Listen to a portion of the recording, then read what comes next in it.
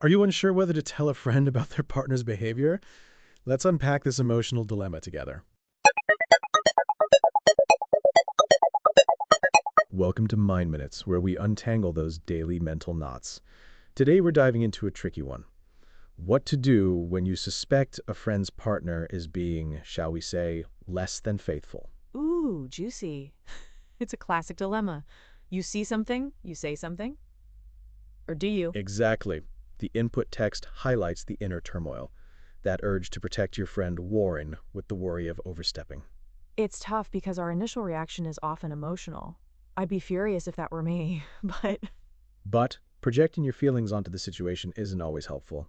As the text points out, what we consider ambiguous might be totally normal for someone else. right, like, is having lunch together a red flag? Or does it take a full-blown makeout session? Haha, exactly. It's all about personal interpretation, that mental representation, as the text calls it. Our individual experiences and cultural backgrounds shape how we perceive these things. So even if you did witness something seemingly incriminating, Your desire to expose the partner is still based on your values, not your friends. Self-other distinction is key here. It's their relationship, their call. so how do we navigate this minefield? The text suggests open communication with your friend, establishing boundaries. Yes, talking about expectations within the friendship is crucial. What kind of advice do you want? Are there topics you prefer to keep private? Those sorts of questions. And if you decide not to say anything, how do you handle that? It can feel like keeping a secret. Honesty is still the best policy. I saw something, but I respected your boundaries and decided not to interfere. Simple as that. But what if you decide to speak up? How do you deliver that bomb without making me explode? Stick to the facts. I saw this happen on Tuesday. No embellishments, no judgments, and then check in with your friend. Have you noticed anything similar? How do you feel about this? Because maybe they've already addressed it and you're just adding fuel to a dying fire? Precisely. And even if they do want your opinion, offer it gently. From my perspective, if it were me, Always empowering them to make their own choices. absolutely. And then respect their decision, whatever it may be. No I told you so's, no pushing your own agenda.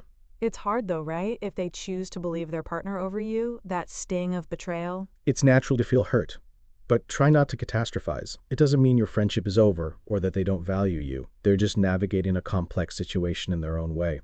If you've enjoyed our discussion so far, don't forget to hit that like button and subscribe for more Mind Minutes. And what if things do get awkward between you two? Again, communication is key. Check in with your friend. I've noticed some distance. Is everything okay? Sometimes just acknowledging the elephant in the room can clear the air. And, sometimes that hurt can morph into resentment, right? If your friend consistently dismisses your concerns, it can strain the relationship. Yeah, definitely. It's like, hello, I'm over here. I care about you. Exactly. And the input text touches on this idea of respecting boundaries, even when it's tough. So, respecting their decision also means respecting your own need for healthy relationships. If the friendship feels consistently one sided, You might need to reevaluate. It's okay to create some distance, protect your own emotional well-being. it's not about abandoning your friend, but about setting healthy boundaries for yourself. And what about the friend's partner? Do they play a role in this mess? Well, the input focuses on the friend dynamic, but it's true, there's a whole other layer there. It's important to remember that everyone's navigating their own stuff with their own mental representations of fidelity, commitment. It's a tangled web, right? So many different perspectives and experiences colliding. It reminds me of that book, I Power by Wu Mengyuan. It talks about establishing healthy boundaries. Oh, I haven't heard of that one. It's a Chinese text that explores the importance of self-other distinction, really relevant to this conversation. Highly recommend checking it out. Ooh, I'll add it to my reading list. So to wrap up, listeners, navigating a friend's potential relationship troubles is a delicate dance. It requires empathy, clear communication, and respect. Respect for your friend's choices, and ultimately, respect for your own boundaries. And remember, it's okay to ask for help. Talking to a therapist or counselor can provide valuable guidance as you navigate these tricky waters. And who knows, you might even learn a thing or two about yourself in the process. Thanks for tuning in to Mind Minutes, folks. Don't forget to subscribe, and we'll see you next time with more mental, not untangling advice.